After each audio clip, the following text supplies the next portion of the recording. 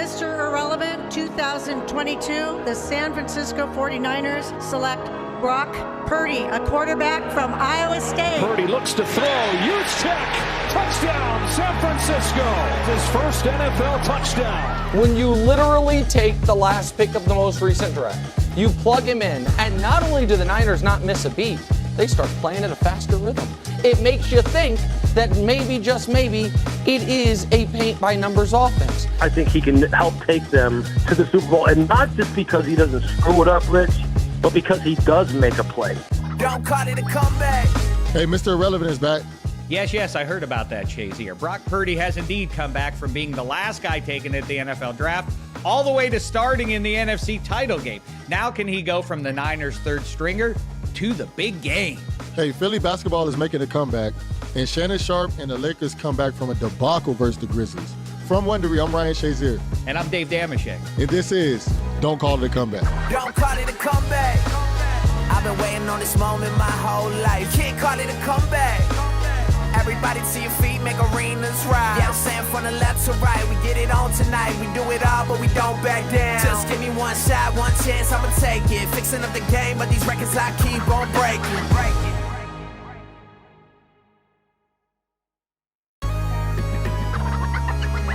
Hey, Shek, let's get into this Brock Purdy comeback.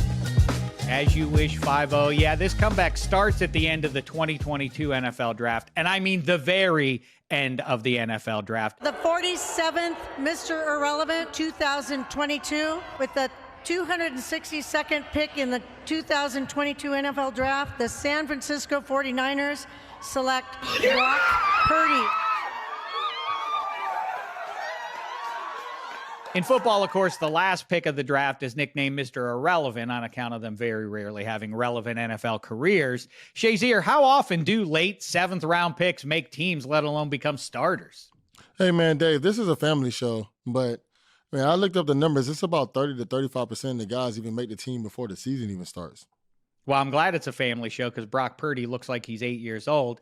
And Brock did make it onto the 49ers roster, but he was behind the second-year would-be phenom Trey Lance and the kind of sort of established starter Jimmy Garoppolo on the depth chart. That is until Trey broke his ankle in week 2. And Lance is down right now. That was quite the hit. Lance absorbed some hits last week against Chicago as well.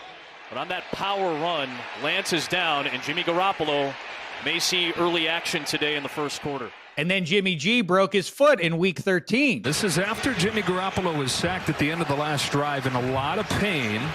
Coaching staff, some of the training staff over there taking a look at him. That left ankle gets rolled up on, and Garoppolo off on a cart. That left nobody but Mr. Irrelevant to save the Niners season as they clung to a one-game lead in the NFC West. Most experts, including Dave Dameshek, counted Brock and the Niners out. It's a 23-year-old guy. He's 23. He's played well. He has a great team around him. There's always this time of year what I call the 3rd and 9 test. And that is when you see what someone is made of. This is not smacking around some team the regular season on the Shanahan Express. I have not seen that from him. He still has a lot to prove. Despite the doubters, Brock looked great in his first NFL start against one Tom Brady, no less. It's Brock Purdy's show, making his NFL starting debut, and he's back to pass, avoiding a sack over the middle. It's Kittle. He's got a first down. Purdy back to throw. Pressure coming. Steps away, looking to run, and he walks it in for the touchdown. So he's come back from Mr. Irrelevant all the way to franchise savior. And for more on Brock Purdy's comeback, here comes Kurt Benkert, a guy who over the last few years has been a Cavalier, a Pirate, a Packer, a 49er. He's been everywhere that's interesting to talk about in football. Now he's here to talk about being in the Niners QB room with Brock Purdy. Kurt Benkert, what's happening, man? Thanks for the time. Thanks for having me. Excited to be here. What's up, Kurt, man? It's good to talk to you. Good to see you, man. Glad to be here. Hey, so I want to ask you a question. So what would Mr. Irrelevant expect his role to be heading into training camp? You know, especially with that, him already knowing that there's a QB battle already. So what is he expecting? To have to probably pick up Chipotle on travel days, to make sure there's coffee in the room, and to make sure there's snacks and grab water for people whenever they need it.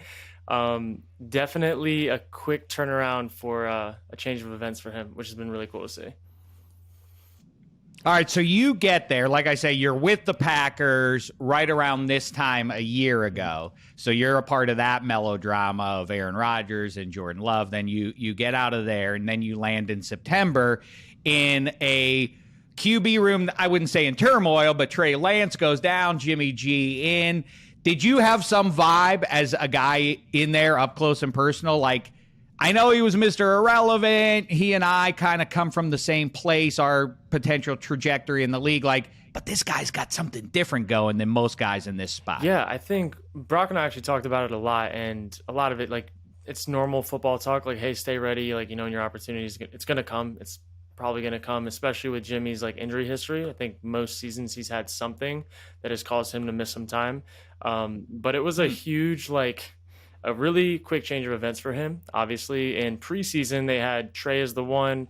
They had Nate Sudfeld as the 2. Jimmy was, like, lurking around, wasn't there, and then Brock's just, like, the guy in between. And so then Jimmy signs his contract. They trade Nate. Brock is moved to the 3rd guy, and it's still like this, okay, we got 2 guys in front of me, and, like, I just got to learn, got to play catch-up. Didn't get as much reps maybe as he would have hoped for in preseason and throughout training camp. And so you're just kind of sitting back trying to take in as much as you can from Trey and Jimmy. And then what is it, week 2, the injury happens. And then next thing you know, he's the 2nd guy. So you go from like 4 to 2 very quickly, essentially, on the roster. And when I got there, the talks with my agents were like, look, they love this guy. They think he's got a bright future. And it's going to be like a crash course to get him caught up as quickly as they can. So probably don't expect many reps in practice for yourself, which when I got there, I think I was taking maybe like 2 out of every 10 reps in a period. So it was very few reps. And it was just, what can we do to get Brock caught up to speed against the best defense in the NFL in practice every day? And it really paid off for them because the moment wasn't too big for him, and he's crushing it right now. But you don't feel like Kyle Shanahan. I mean, coaches say at a podium and with microphones in their faces, tend to say the right things about a guy that's on the roster who is, in the short term at least, going to have to take some big snaps for the team. Do you feel like sincerely Shanahan and otherwise within the organization weren't like, oh shit, the season's over, we got to put the Mr. Irrelevant guy in the game? Well, how long can that continue for us? Or do you think they sincerely thought, we got something special in Purdy? I think it was more so, maybe like they believed they had something special in him, but it wasn't like an oh crap, like what's going to happen. I think for the longest time they've had sustained success with a number of quarterbacks and people that are honestly less talented than Purdy is. He's athletic. He can change his arm slot. Like, he can move around, break tackles. Like, he's kind of creative.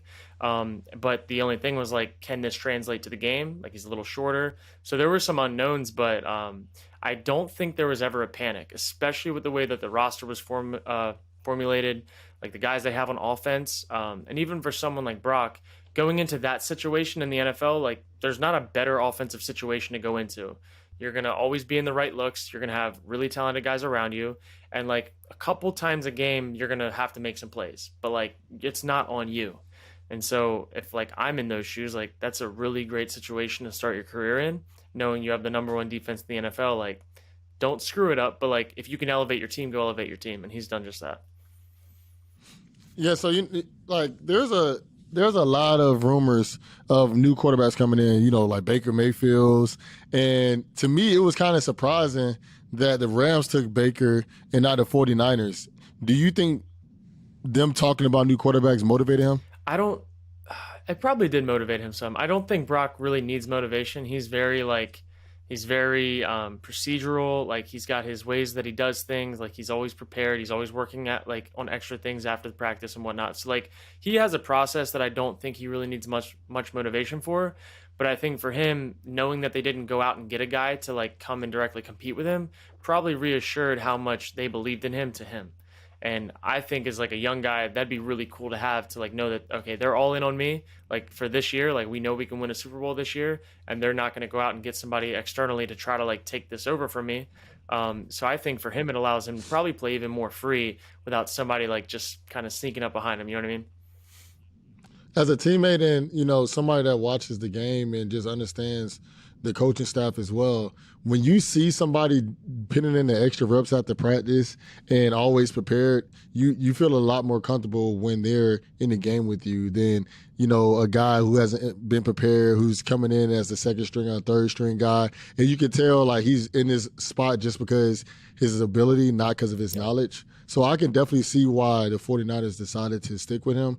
But hearing this from you, it really makes a lot of sense. Yeah, I couldn't agree more. Like, there's a bunch of different guys in the league, a bunch of different ways to get from point A to point B and be ready on game day. But for a young guy like him, who was the last pick of the draft, like, you're going to have to do the extra things to even be in the position to get your shot. And he was ready for it, and he owned those moments. Rookie, third stringer, when the thing gets going, as you say, you always hear about speed of the game is the biggest adjustment for a rookie. All those considerations, from what you could pick up, was Shanahan simplifying the playbook for the Rook at all? Yeah, it was. Yeah, it would be simplifying the playbook. When Jimmy was in, it's funny. They had the offense set for Trey, and then when Trey gets hurt, the offense shifts for Jimmy. And then when Jimmy gets hurt, it looks different for Brock. And I think that really speaks to Kyle and like who he is as a head coach, as a coordinator, like offensive coordinator basically for them, and how he formulates his game plans. Like, I feel like a lot of times you see coaches that try to just fit every quarterback into the same mold, and he very well knows that every quarterback's different, and he's not like too stuck to his ego or whatever you want to call it to not change. And so as long as it's within the parameters of his offense and there's 800 plus plays in it, he'll take the best 200 for that game plan for that specific quarterback, and the other guy might get a different 200. But whatever he feels like is the best for that guy and for the guys that are available for that game, like, he goes with it, and he's not too strung out on any of the other details of like, this has to be my offense and how it looks. He just wants to execute, get the ball in the guys' hands that are playmakers, and keep the quarterback safe. Man, you definitely see him how he plays. It's just sometimes guys just look so wide open when you watch them play. I was talking to a quarterback I know in the NFL. He was like, man, like, when you watch San Fran play, it's just like I've never seen guys that wide open in the NFL. Which one, Shazier? Tell us who you were talking to. I can't tell any names. I can't tell any names right now. It's bizarre though. I would love to, but but yeah. Nah, I ain't gonna say his name. I ain't gonna say his name. It's true though, like, Hey, nah, but it's crazy for an NFL quarterback to even say that. Like, man, there's guys wide open in the middle of the field. It's crazy some of the schemes that they're drawing up. and when you get like, it's one thing to have like just regular dudes wide open, but when you have studs wide open, like, that's like, even Brock last week, like, he had a rollout to his left, and I think he threw it like slightly behind Debo, but it was so far like wide open that it turned into a touchdown. Where if it was a normal guy, probably gets like an extra 5 to 10 yards and gets tackled. And so like, knowing for Brock that he doesn't have to be perfect, I think allows him to like really be whoever he wants to be in the offense, depending on the game. Like, you know how it is. Some games, like, you feel like you can do everything. You might feel a little faster as a quarterback. Like, some days when I wake up, I know I can hit any throw that I want. And some days, like, it just might not be my day. And so to be able to have those things like play out throughout the course of a season, like, I think he looks so comfortable because of the situation he's in. And like, to start your career out this way, like, what a really cool spot to be in to like grow from. So do you think somebody like Brock Purdy has a chip on their shoulder? Without a doubt. So like, some of the stories that we have from him, I know one of them I think was posted on ESPN or something like that recently about Nick Saban telling him like he's too short, not talented enough, all this other stuff. And he had another coach who I won't name basically tell him like, he got into the office to meet him, and he was like, we can't get you, like, you won't make it, like, you're too small, essentially, like, in the coach's office when Brock had went on a visit to the school, like, and that's how he was like rejected in the office. And like, he talks about this stuff. It means a lot to him that I'm sure he has a little hit list of every last person that ever said anything to him, but you can see it like come to life in like his personality when he's playing. It's been cool. That is a common theme with the guys who really achieve in the biggest spots. All are able to put a chip on their shoulder, whether there should be one there or not. But maybe it's cynical, but also there's a lot of evidence that says a rookie QB cannot take his team to the Super Bowl. As a matter of fact, I agree with what this guy had to say about a month ago. In 56 Super Bowl experiences, No rookie QB has ever taken his team to a Super Bowl. You think Brock Purdy's about to do that? It is over for the Niners. I'm sorry to say that. They cannot get to the Super Bowl. I didn't say you said that. A lot of people are talking about, can the Niners still make some hay in the playoffs? No, they cannot. They might win a game. They might win 2 games. They are not going to go to the Super Bowl. I'm sorry to issue that. Spoiler alert. Nothing against you, Kyle Shanahan, or the franchise. It's over for you. You cannot run the 7th pick. All right, so what do you think? I think that guy sounds pretty sharp. Annoying voice, yeah, but I agree with the theme of his argument. How say you, Benkert? Can Brock Purdy defy 56 years of Super Bowl evidence and get these Niners past the Eagles into the big game? 100%. I think with that roster, the guys that they have, the way they play football, and just the whole package, I don't see how they don't win the Super Bowl this year. Can't see it. Wow. That's crazy you said. That's like, I was with you until you said I can't see it. Like, the Eagles are pretty damn good. You know, Eagles are good. And they have 70 sacks on the season. That's 2 less of their NFL record. So the thing is, I think Brock Purdy is really good, but when you look at quarterback, it's been 4 other quarterbacks, I think, in front of him. Ben Roethlisberger was one of them. Joe Flacco was one of them. Butt Fumble was one of them. Mark Sanchez. And then the other guy, Sean King. Yeah, Sean King, and he was a 2nd rounder. Everybody else was a 1st rounder. So, you know, I think it's really hard for me to see him be able to break history, but like, we never seen a rookie since Ben be able to do what he's doing right now. So, man, they're going to have to come strong if they want to beat the Eagles. So I have a few things to say about that. I don't think any of those guys, besides maybe Joe Flacco, had the defense that they have. Like, the 2000, whatever it was with their defense. Like, that defense was nasty when Joe Flacco won the Super Bowl. The other part. No, but he didn't make it. He lost. No, rookie QBs in the title game. If we could compare the rookie quarterbacks from then to the defense that the 49ers have now, I think that's a whole different conversation. I also think, I don't know, man. The Eagles are really good. But that Steelers defense was good. They were solid. They were solid. But, like, look at the Eagles. They have, like you said, like, they're almost going to break the sack record for the NFL, like, of all time.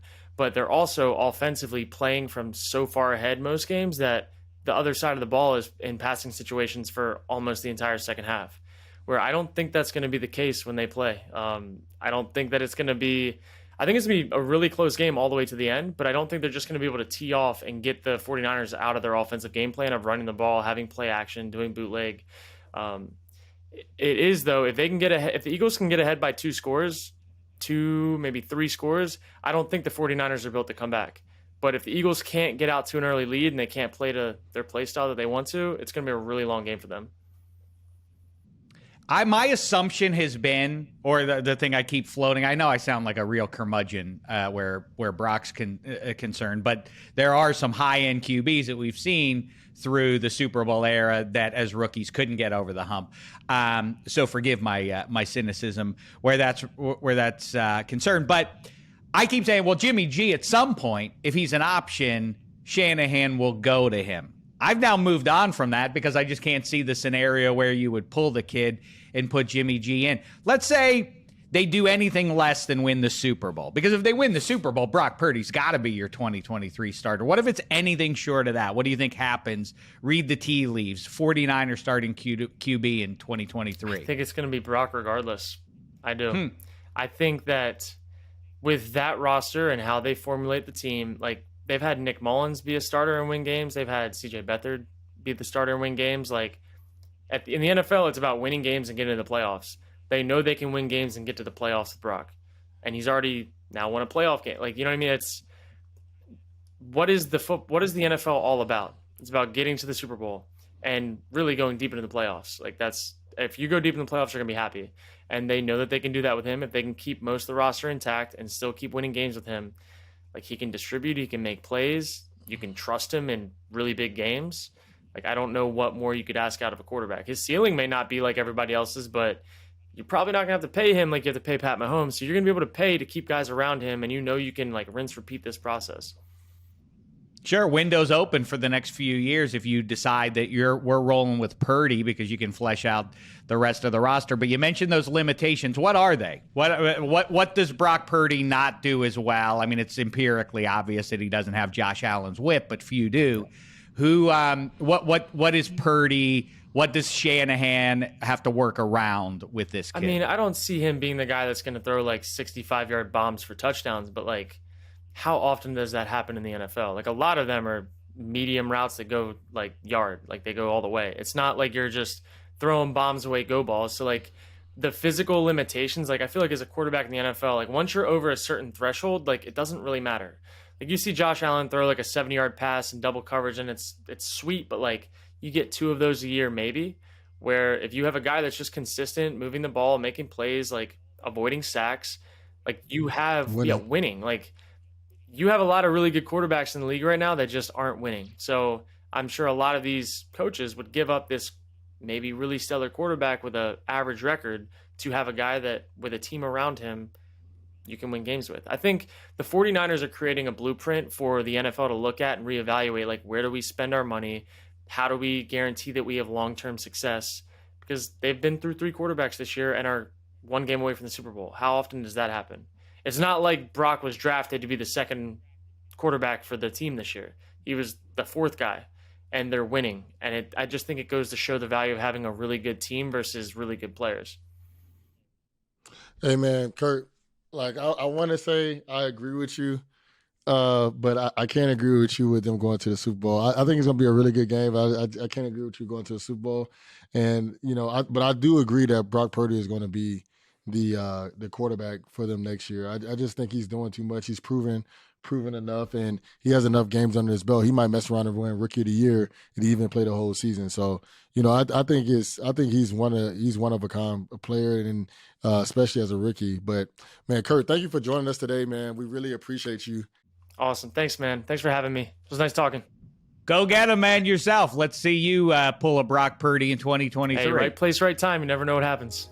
Thanks again to Kurt for joining us today. You can see more of Kurt on Space Station Gaming. You can find his NFL 101 ebooks on his website, and stay tuned for everything else he has coming down the pipe. And next up on the Checkdown, will Mahomes come back from his ankle injury and power the Chiefs to a Super Bowl? Don't call it a comeback.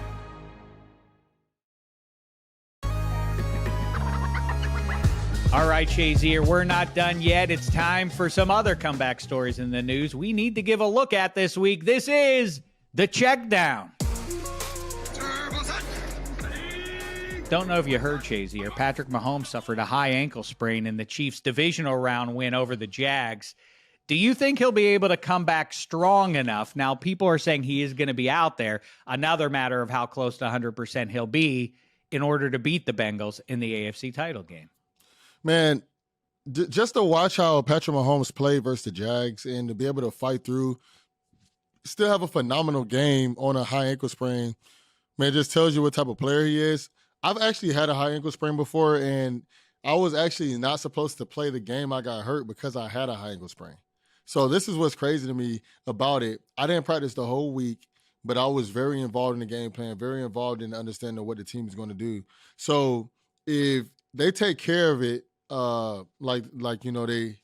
always do, and he has a really good rehab, I think Patrick can come back and have a wonderful game. Last time he played the Cincinnati Bengals in the AFC Championship, he threw for 275 and 3 touchdowns, but he also threw 2 interceptions. So, if he can do anything relatively close to that, I think that they can have a solid chance. But man, it's tough when the defense knows that the quarterback is hurt. They know that he can't get out the pocket the way he normally gets out the pocket, and that's Patrick Mahomes' strength. So I think he could come back. I think we're going to still see the same Patrick Mahomes, but the only thing we're going to be missing a little bit is, in those big-time moments when Patrick might have a 17-yard scramble or a 20-yard scramble or a 10-yard touchdown.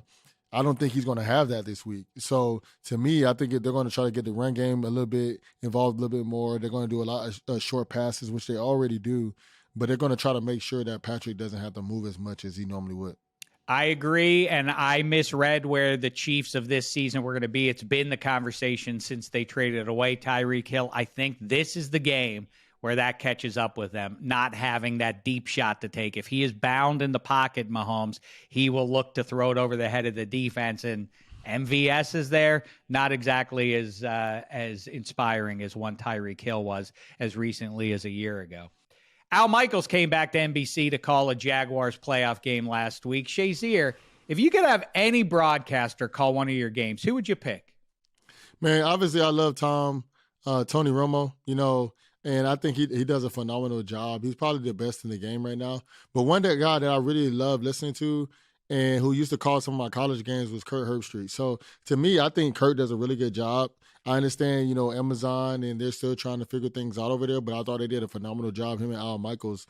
And to me, I would love to have Kirk call one of my games while I'm in the NFL, because he was able to call someone when I was in college. So I think that's a really special moment. And I think that's kind of a cool moment that a lot of the guys that are playing in the NFL, Kirk Herbstreit probably called some of their games before. So I think it's just a pretty cool scenario to have somebody that was able to speak of the historic play that somebody may have had in a college game and in an NFL game. So I think he'll be somebody that I would love to have call my games. Yeah, that'd be pretty cool. Al Michaels is hard to argue with, the guy who called the Miracle on Ice in 1980, and he's still doing it at this point. That's a good place to start. I think I'd like, because I'm old, and they are also serve as inspirations to somebody with my voice, Howard Cosell and their athletic ability. Howard Cosell and Myron Cope. Yoy and double yoy. The terrible towel is poised to strike, and so is Dave Dameshek. That would be pretty fun for me to be able to hear. Let's make that happen, can we? You're definitely a Yinzer. You're definitely a Yinzer. That's for sure.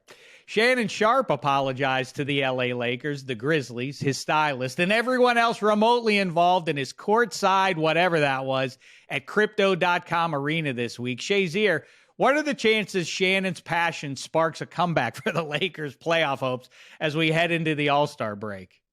I'm going to be honest. I don't know if that will be the spark for it, but I know they just made a really big trade for their team, which, I've been noticing almost every single team that LeBron has been on, there's a trade mid-season trying to make the team better. And I think this is a good piece for this team. And, I think the Lakers, and even any sports figure, when you have fans and celebrities that's willing to go out there and fight for your squad, that really look up to you as a team, I think that motivates you a little bit when you're playing, So obviously when you're the opposing team, you're like, man, get this guy off the court. He shouldn't be allowed back at the stadium. But, LeBron and the Lakers, they're like, oh, man, we even got, Shannon has our back. He really thinks that we can make a solid push. I'm a big fan of LeBron. I think he's one of the greatest players, or the greatest player to ever play the game. So I think, you just never know what can spark it. And that might have sparked it. They're on a little streak right now, and let's see how I keep rolling. Well, one, it's the LA Sparks, but we're talking LA Lakers. Shannon Sharpe's behavior was bizarre and just about inexplicable. And great as LeBron is, at its optimal iteration, it is Anthony Davis's team. So good news that Anthony Davis has returned in a league of spread the floor and kick it to your shooters. Anthony Davis, 21st century 7-footer though he is, does give him an advantage there. They add a shooter now to that roster. I do think they wind up making the playoffs, especially in the expanded state that they now exist in. The Sixers, meantime, have won 5 in a row, and Temple beat the number 1 team in the country, Houston. Shazier, is Philly basketball making a comeback? Man, I know our producer Andrew's loving this one right now. With Philly, with Temple beating Houston, and to be honest, I don't even think Temple makes the tournament this year, but I think that the Sixers have something that they're working with. I don't know about the whole Philly basketball thing has something to work with, but I think the Sixers have something that they're working with. I think that they have a really solid team when Joel Embiid is on fire right now, and when he's playing well and when their team is playing well, it really allows them to just be one of the best teams. So I think that things are turning around when it comes to the Sixers. I don't know how Temple's going to look next week or the week after that, but I know we're going to get a lot better basketball out of the 76ers as we continue to watch this season. Oh, yeah. It's always good when you get Villanova, let alone LaSalle and Temple and all the rest of those Philly-based college teams going. And I do think that the Sixers have the ability to zig against the rest of the league zag there by playing low-post ISO ball with Embiid, who is just about unstoppable down there on the low block. And I have not handed the conference over yet to either the Bucks or the Celtics. I do think the Sixers are going to have a say come springtime. Ben Affleck and Matt Damon are making a comeback with a new movie about Phil Knight and the creation of Nike. Shazier, what's your favorite movie by that duo? Or I'll let you go off the books. It doesn't have to have both of them in the picture. Your favorite Damon and or Affleck picture. So I definitely like a lot of the Bourne Identity movies with Matt Damon. They're great. And then I know the whole crew was giving me some slack because I haven't seen Good Will Hunting. As of right now, I looked up a bunch of their movies. That is rated their best movie together. But I did see Last Duel, and Last Duel is a good movie. It's a movie that was a lot better than I expected. I liked it how it had 3 different sides of the story to the movie, and because you only see a movie from one side of things. So I thought that was a pretty cool aspect of a movie, and I would say, as of right now, I would prefer The Last Duel, but I'll probably watch Good Will Hunting before the next time we have our podcast. You should watch it. It's a good picture, a little overwrought, but ultimately good stuff. And yes, you land on one of my favorite subjects, Jason Bourne. If you pitted all human characters in movie history, not ones that have superpowers, I think Jason Bourne would win that fight among all human movie characters all time. Maybe Beatrix Kiddo from Kill Bill would challenge him, but I think that's the short list for me. Also, Last Duel. This one's tough. You got the Equalizer. You have a lot of guys, so I don't know. The Equalizer. You know what I did like in Last. John Wick. Yeah, but he needs his gun, or else he becomes, pretty good fighter. But what I love in Last Duel is the jousting. Wouldn't that be cool if we had some jousting go? Would you go see jousting if it were a spectator sport in the 21st century? No, I'll probably prefer basketball or football. I don't know about jousting. When there's only baseball on, I would maybe a nice alternative, some jousting going on for us. Baseball in person is a lot funner than it is on TV. You'll get no argument from me. Nothing like sitting out in the sun with a beer in your hand. That's a vibe. Hey, that's it for this episode of Don't Call It a Comeback. Hey, also, make sure to follow, rate, and review the show wherever you're listening to it. And check us out on YouTube on the Wondery channel. Make sure to hit that subscribe button so you don't miss an episode. See you all next week. Don't call it a comeback. I've been waiting on this moment my whole life. Can't call it a comeback. Everybody to your feet, make arenas rise. Yeah, I'm saying from the left to right, we get it on tonight. We do it all, but we don't back down. Just give me one shot, one chance, I'ma take it. Fixing up the game, but these records I keep on breaking.